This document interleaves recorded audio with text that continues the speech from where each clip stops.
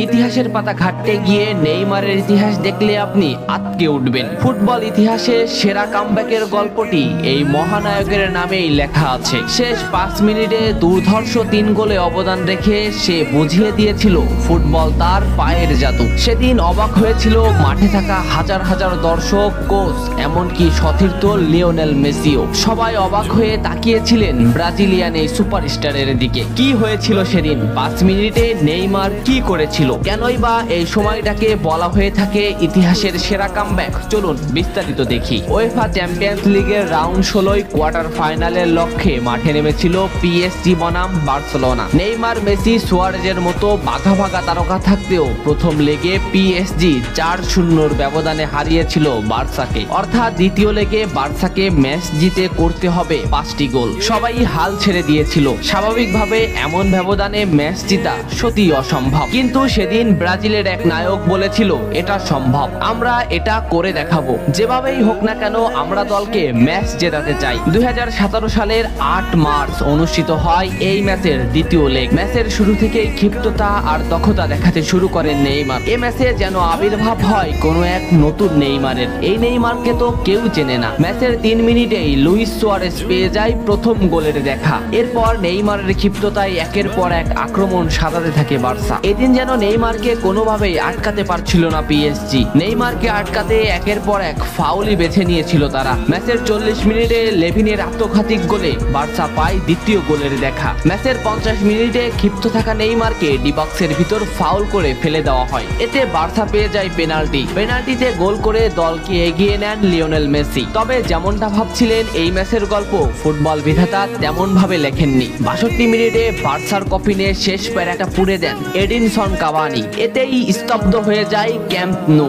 আশা ছেড়ে দেন Barca coach Luis Enrique. শুধু কি তাই, স্তব্ধ হয়ে যান লিওনেল মেসিও। তবে সেদিন একজন দমে যায়নি। নামটা কি কমেন্ট করে জানান। বার্সা গোল হজমের পর লিওনেল মেসি ম্যাচের সম্পূর্ণ দায়িত্ব দেন নেইমারের উপর। আবারও শুরু হলো খেলা। ডি বক্সের বাইরে নেইমারকে ফাউল করে ডি মারিয়া। এই পজিশনে 88 মিনিটে বার্সা একটা ফ্রি কিক পায়। তবে এই ফ্রি কিকের দায়িত্ব নেইমারের কাছে বুঝিয়ে দেন মেসি। শট করেন নেইমার এবং করেন অসাধারণ গোল। এই ফ্রি কিকটা বার্সার ইতিহাসের সেরা ফ্রি কিকের একটি হয়ে রয়েছে। এর 2 মিনিট পর সুয়ারেজকে আঘাত করে পেনাল্টি পায় বার্সা। পেনাল্টি নিতে আসেন নেইমার জুনিয়র। সেদিন বার্সা নেইমারের উপরই আস্থা খুঁজে পেয়েছিল। পেনাল্টিতে অসাধারণ গোল করেন নেইমার। এমন পরিস্থিতিতেও 5 গোল করে ম্যাচ সমতা এনেছে বার্সা। এর কিছু সময়ের পরে চলে আসে সেই মাহিন রক্ষণ। ম্যাচের এই মোমেন্টটা লক্ষ্য করুন। ডি বক্সের কিছুটা সামনে নেইমারের পায়ে বল। নেইমারকে আটকাতে গেল প্রতিপক্ষের একটি খেলোয়াড়, কিন্তু নেইমার শর্ট মোমেন্ট নিয়েও শট না করে